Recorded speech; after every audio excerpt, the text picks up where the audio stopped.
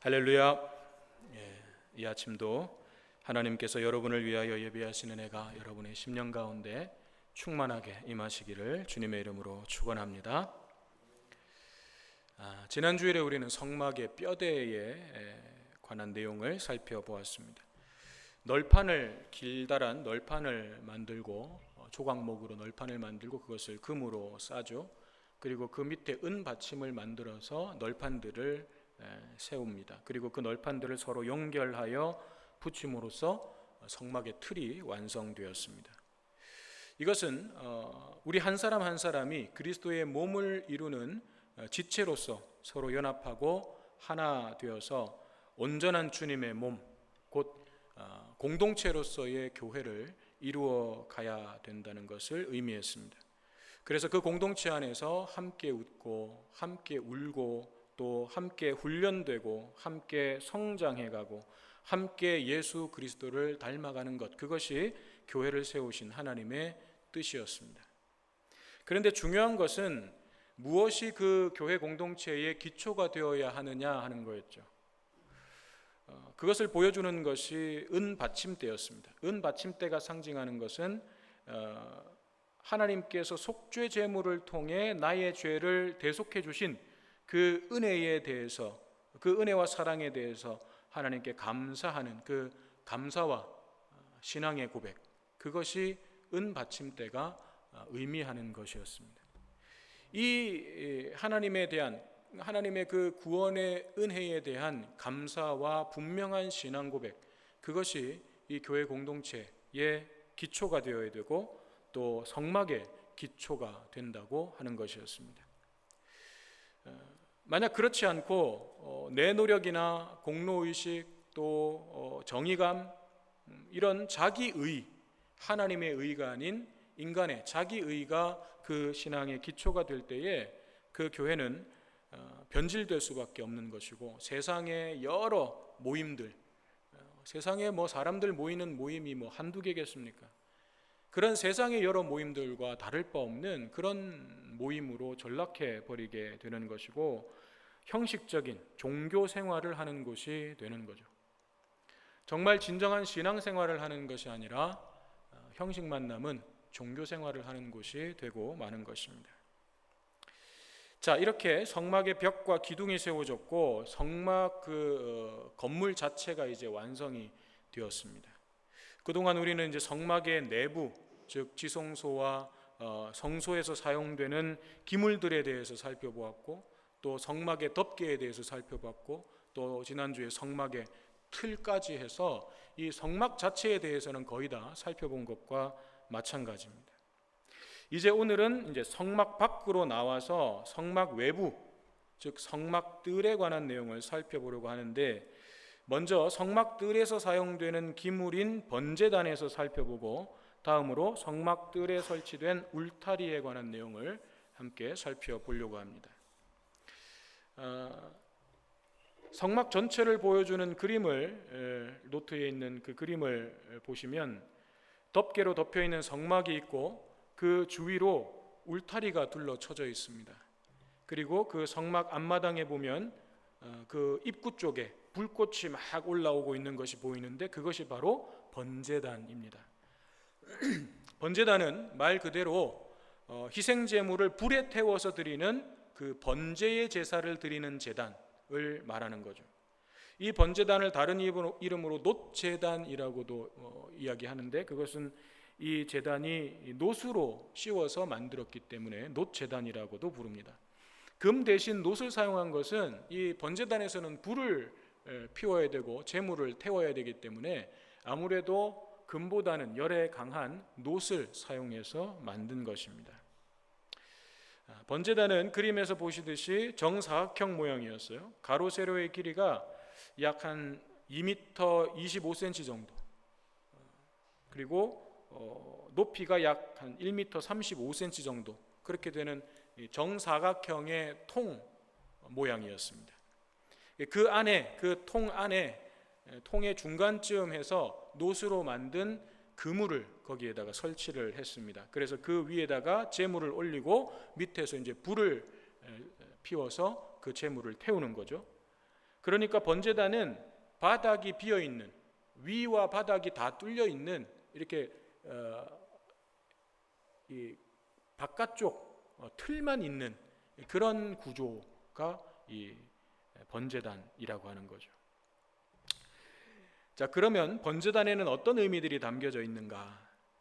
먼저 이것을 알려면 번제라고 하는 제사에 대해서 알아야 되는데, 번제는 말씀드린 것처럼 제물을 태워서 드리는 제사죠. 그런데 이것은 속죄를 통한 하나님의 관계 회복을 위해서 드리는 제사였어요. 번제는 왜 드리냐? 속죄, 죄사함을 받고 하나님과의 관계를 회복하기 위해서 드리는 제사, 그것이 번제였습니다. 기본적으로는 하루에 아침 저녁으로 2번씩 드리는 상번제가 있었습니다. 상시적으로 드리는 번제, 그리고 속죄일이라든지 특별한 절기 때 드리는 특별 번제가 있었어요. 그래서 항상 이 번제단에는 아침과 저녁으로 계속해서 번제가 드려졌습니다. 번제를 드리는 방법은 이렇습니다. 번제를 드리고자 하는 사람이 제물을 가지고 흠없는 제물을 가지고 제사장에게로 갑니다. 하나님 앞에 드리는 제물은 흠이 없어야 돼요. 어디 상처가 있거나 부러졌거나 장애가 있거나 그러면 안 돼요.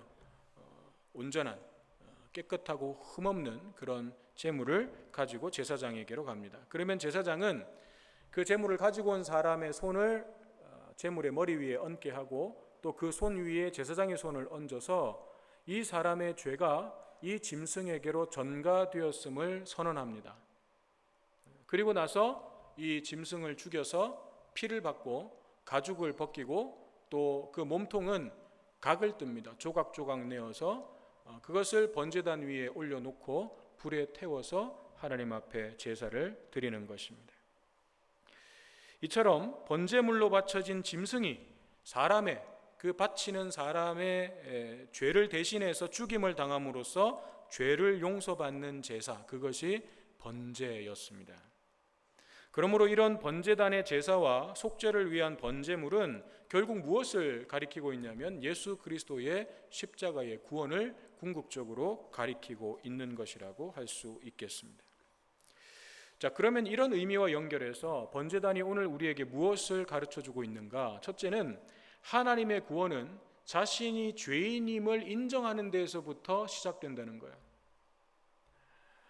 한 사람이 제물을 가지고 번제단에 나왔다는 것은 다른 의미로 얘기하면 자신이 죄인임을 인정하는 거예요. 이걸 인정할 수 없는 사람은 번제단에 나올 수 없습니다. 나올 필요가 없죠. 내가 거길 왜 가? 난 죄가 없는데. 당연히 그렇게 생각하겠죠. 그러나 제물을 가지고 번제단에 왔다는 것은 내가 죄인이고 이 죄를 하나님 앞에서 해결해야 된다는 것을 인정하는 사람이라는 거죠. 그 사람이 번제단에서 죄의 문제를 해결하고 하나님과의 관계도 회복할 수가 있는 것입니다. 그런데 이것을 인정하지 않는 사람은 하나님과의 관계가 회복될 수가 없는 거죠. 마찬가지로 내가 죄인이라는 것을 인정하는 사람만이 예수님을 영접할 수 있고 십자가의 구원을 경험할 수가 있는 것입니다. 하나님의 구원은 거기에서부터 시작됩니다. 인간은 스스로 죄의 문제를 해결할 수가 없습니다. 왜냐하면 우리 안에는 죄를 짓고자 하는 죄성이 들어있기 때문에 그래요. 죄를 짓고자 하는 죄성, 그것이 우리의 본성이에요. 이 죄성은 끊임없이 우리 안에서 죄를 짓도록 만듭니다. 그래서 우리는 상황과 여건만 만들어지면 언제든지 죄를 지을 수 있는 가능성을 가지고 있는 거예요. 그게 우리의 실체라는 거예요.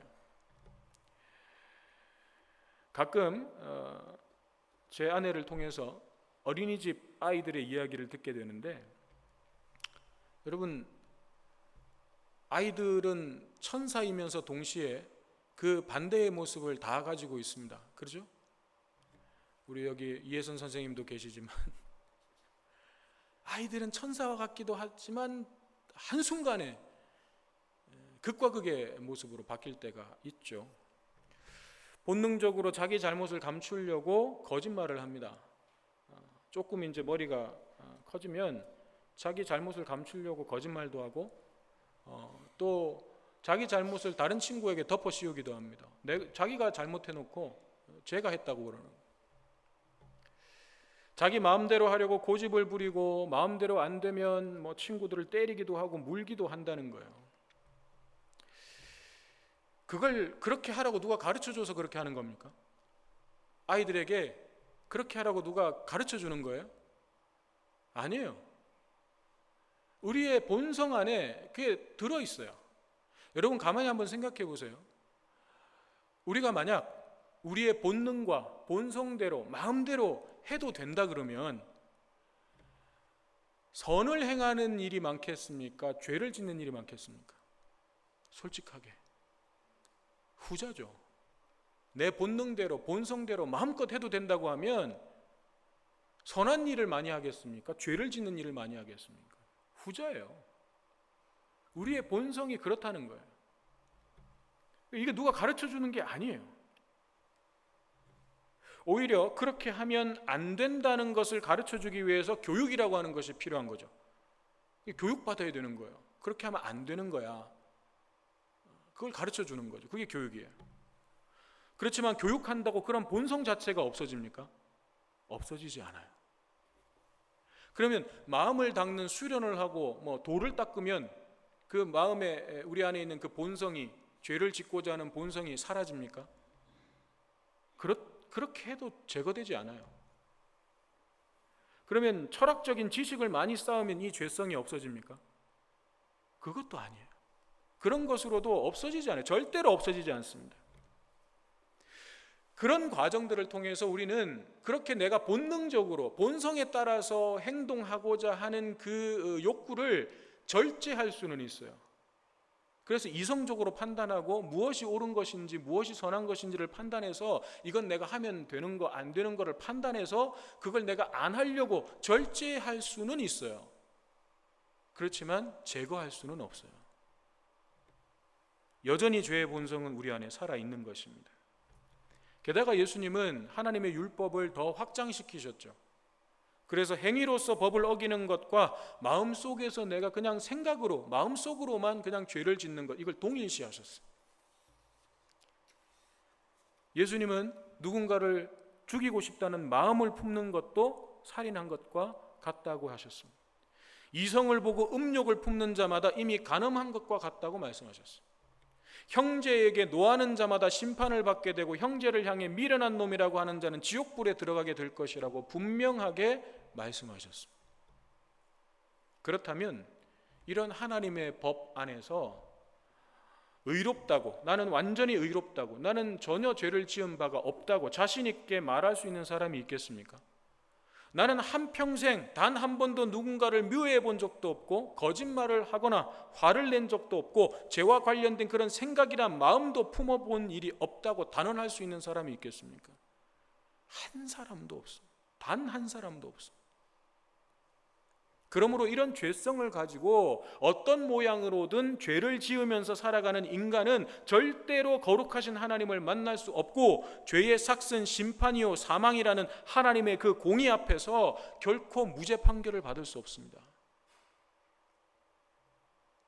죄는 어떤 모양이든 거룩하신 하나님 앞에서는 사형이에요. 그럼 바로 죽는 거예요. 하나님의 그 완전한 거룩함 앞에 죄가 이만큼이라도 들어가면 그건 죽는 거예요. 그게 하나님의 법이에요. 그러니 사람이 어떻게 하나님을 만날 수 있어요? 어떻게 하나님과의 관계가 회복될 수 있어요? 불가능한 거예요. 아무리 노력해도 아무리 열심히 내가 선한 일을 해도 내 안에 있는 죄의 본성이 없어지지 않는 한 그건 불가능한 거예요. 바로 여기에서 번제단에 담긴 두 번째 의미가 드러나게 되는데, 그것은 그렇기 때문에, 그렇게 인간은 스스로 죄의 문제를 해결할 수 없고 의로워질 수 없기 때문에 대속의 제물이 필요한 거예요. 그것을 우리는 하나님의 은혜라고, 다른 의미로 하나님의 은혜라고 표현하는 것입니다. 내 죄를 대신해서 죽을 대속 제물이 필요한 거예요. 인간은 스스로 죄의 문제를 해결할 수 없기 때문에, 그래서 거룩하신 하나님의 공의 앞에서는 심판을 받아서 죽을 수밖에 없기 때문에 하나님은 인간에게 구원의 길을 열어주셨어요. 인간을 심판하고 지옥에 보내는 것이 하나님의 뜻이 아니에요. 사람들은 오해합니다. 하나님이 심판에 대해서 이야기하고 법에 대해서 이야기하면 하나님은 잔인한 하나님, 심판하기 좋아하는 하나님, 정죄하기 좋아하는 하나님, 아니요. 그건 하나님의 뜻이 아니에요. 그건 하나님의 공의가 그렇게 세워져 있기 때문에 하나님의 공의에 따른 것이지 하나님이 그걸 원하시는 건 아니에요. 하나님께서 원하시는 건 뭐예요? 요한복음 3장 16절에서 뭐라고 말씀하셨어요? 하나님이 세상을 이처럼 사랑하사 독생자를 주셨으니 이는 그를 믿는 자마다 멸망하지 않고 영생을 얻게 하려 하심이라. 이것이 하나님의 뜻이에요. 이것이 하나님께서 원하시는 거예요. 멸망하지 않고 영생을 얻게 되는 것, 그것이 하나님의 뜻입니다. 그래서 하나님께서는 속죄의 제물이 인간의 죄를 대신 담당해서 죽임을 당하도록 번제단을 만들게 하신 거예요. 이 제사법을 만들게 하신 거예요. 왜냐하면 이거 없이는 사람이 죄의 문제를 해결할 수 있는 방법이 없기 때문에. 그래서 구약에서는 하나님께서 이 번제단을 만들게 하신 것입니다. 사실 번제단은 심판과 죽음의 장소였습니다. 거기에 내가 서야 되는 거예요. 하지만 하나님께서는 나를 대신해서 속죄 제물이 그 자리에 서게 하셨습니다. 이것이 하나님의 은혜로만 얻는 구원이에요. 구약에서는 이 번제단에서 속죄의 제물로 짐승을 사용하도록 하셨지만 사실 짐승 제물은 불완전하죠. 그것은 온전히 우리를 대신하는 제물이 될 수가 없습니다. 제가 여러 번 말씀드렸지만 형상이 다르고 가치가 다르기 때문에 적어도 나를 대신하려면 나와 똑같은 사람이어야 돼요. 그렇지만 그렇다고 사람 중에서 누군가가 내가 너를 위해서 대신 죽어줄게 라고 한다고 해도 그 사람은 나를 위한 속죄 제물이 될 수 없어요. 왜냐하면 그 사람도 동일한 죄인이기 때문에. 하나님 앞에 드려지는 제물은 흠이 없어야 되는데, 죄가 없어야 되는데, 이 세상에 죄가 없는 사람은 단 한 명도 존재할 수 없기 때문에 이 세상에 있는 누군가가 내 죄를 대신해서 대신 죽어주겠다고 해도 그건 불가능해요. 자격이 없어요. 속죄 제물이 될 자격이 없어요. 그래서 하나님께서는 우리를 위한 완전한 속죄의 제물로 예수님을 이 땅에 보내시되 완전한 사람의 모습으로 보내셨고, 아담의 후손들은 필연적으로 가질 수밖에 없는 이 죄성, 그것과 상관없도록 하시기 위해서 동정녀 탄생으로 이 땅에 보내신 것입니다. 예수님께서 사람의 혈통을 따라서 오신 것이 아니라 동정녀 탄생을 하신 것은 아담의 후손, 사람과 사람 사이 그 계보를 따라서 내려오는 것은 아담의 후손이고, 그 아담의 후손들은 필연적으로 이 죄성을 가질 수밖에 없어요. 그래서 예수님께서는 완전한 사람으로 오시되 그 아담의 후손들이 가지고 있는 죄성과는 상관없는 몸으로 오시기 위해서 동정녀 탄생을 하신 거예요. 에이, 그게 가능합니까? 그게 뭐 말이 돼요? 왜 말이 안 돼요? 하나님은 전능하신데, 하나님은 창조주이신데 왜 그게 불가능하다고 생각을 하십니까? 성경에 나와 있는 이야기들이, 증거들이 에이, 그거 다 거짓말이지, 뭐 다 지어낸 얘기, 그게 세상에 어떻게 그런 일이 있을 수 있어? 그러면 여러분들이 세상에 일어나는 그 모든 일을 다 압니까? 다 알아요? 다 이해하고 다 알아요? 결국 그것은 내가 가지고 있는 그 짧은 지식과 틀, 그 사고의 틀 안에서만 이해하려고 하는 거예요.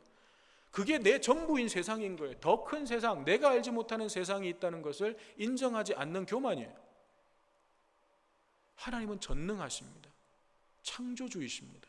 그분에게 불가능은 없습니다. 예수님은 완전한 사람이셨지만 죄는 없으신 몸으로 이 땅에 오셨습니다. 그래서 십자가에 못 박혀 죽으셨습니다. 그래서 오직 예수 그리스도만이 우리를 대신하는 완전한 속죄의 제물이 되실 수 있는 것이고 유일한 구원의 길이 되실 수 있는 거예요. 하나님께서 다른 길을 우리에게 열어주신 일이 없습니다. 이것을 로마서 3장 23절 24절은 이렇게 말씀하고 있습니다. 모든 사람이 죄를 범하였음에 하나님의 영광에 이르지 못하더니 그리스도 예수 안에 있는 속량으로 말미암아 하나님의 은혜로 값없이 의롭다함을 얻은 자 되었느니라. 모든 사람이 죄를 범하였음에 하나님의 영광에 이르지 못했습니다. 그러나 그리스도 예수 안에 있는 속량으로 말미암아. 속량이 뭐예요? 노예의 몸값을 지불하고 내가 사는 거예요. 내 죄의 대가를 하나님, 예수님께서 십자가에서 다 지불하셨다는 거예요. 내 몸값을. 그리고 사셨다는 거예요. 나를. 그 예수 그리스도의 속량으로 말미암아 값없이 의롭다함을 얻은 자 된 것입니다. 이것이 은혜예요. 번제단은 이것을 우리에게 가르쳐주고 있는 것입니다. 번제단에 담긴 세 번째 의미는 번제단을 통과하지 않고는 성막으로 들어갈 수가 없다는 거예요. 성막 안에 들어가려면 이 번제단을 반드시 통과해야 됩니다. 밖에서 성막 울타리 문을 통과해서 들어오면 바로 보이는 것, 제일 먼저 만나는 것이 이 번제단이에요. 그러므로 성막 안까지 들어가려면 이 번제단을 반드시 지나야 됩니다. 여러분, 성막 안에는 뭐가 있었습니까? 성소와 지성소가 있었어요. 그곳에서 제사장들은 하나님의 임재를 경험하고 하나님을 만나고 하나님의 영광을 경험했습니다. 하지만 번제단을 통과하지 않고는, 번제단을 통해서 죄의 문제를 해결하지 않고는, 내가 예수 그리스도의 십자가의 대속과 보혈을 믿지 않고는 그 사람은 결코 성소와 지성소로 들어가서 하나님의 영광에 참여할 수가 없는 것입니다. 그런데 여기서 한 가지 우리가 더 생각할 수 있는 것은, 구약의 번제단에서는 사실 일반 백성들은 딱 거기 번제단과 그 뜰까지밖에 못 들어갔어요. 성소와 지성소까지는 누구만 들어가요? 제사장만 들어가요. 지성소는 또 제사장 중에서도 대제사장만 들어가는 거예요. 즉 이스라엘 백성들이 하나님을 만난다는 것은 구약의 개념에서는 제사장이라고 하는 중간 단계, 중간 연결고리를 거쳐서 만난다는 의미예요. 모든 예배와 기도는 제사장을 통해서만 가능했습니다. 그러나 오늘 우리는, 예수를 믿는 모든 사람들은 번제단을 지나 성소와 지성소까지 들어갈 수 있게 된 거죠. 하나님께 직접 예배를 드릴 수 있고 기도할 수 있으며 하나님의 말씀을 읽고 깨달을 수 있게 되었습니다. 직접 하나님을 만나고 교제하며 하나님의 임재와 영광을 경험할 수 있게 되었어요. 왜 이렇게 될 수 있었습니까? 예수님께서 십자가에서 죽으심으로 성소와 지성소를 구분하던 그 휘장을 찢어버리셨어요. 예수를 믿는 모든 사람들에게 왕같은 제사장의 직분을 주셨습니다. 그래서 내가 제사장이 되었기 때문에 더 이상 나와 하나님 사이에서 대제사장이신 예수님 외에 다른 제사장이 필요 없는 거예요. 이제는 내가 제사장이에요. 내가 왕같은 제사장이에요. 내가 직접 하나님께 예배 드릴 수 있고 직접 하나님을 만날 수 있는 거예요. 목사인 저도 제사장이고 여러분도 제사장이에요. 그러면 목사는 왜 필요한 거예요? 우리가 다 제사장인데 목사는 왜 필요한 거예요? 여러분들이 왕같은 제사장으로서의 역할을 잘 감당할 수 있도록 돕고 섬기기 위해서 목사가 있는 거예요. 여러분을 대신해서 예배도 드려주고 기도도 드리고 그러려고 목사가 있는 게 아니라, 여러분들이 왕같은 제사장인데 그 역할을 잘 감당할 수 있도록 돕고 섬기는 역할, 그게 목사의 역할이에요.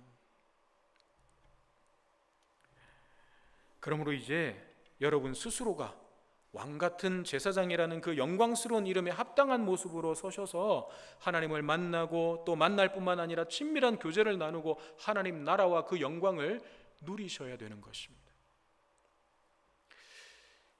자, 이제 성막 울타리에 관한 내용을 간략하게 살펴보겠습니다. 성막은 크게 성막이라고 하는 그 건물과 성막의 뜰이라고 불리는 그 마당으로 이루어져 있어요. 이 성막 뜰에는 울타리가 둘러쳐져 있습니다.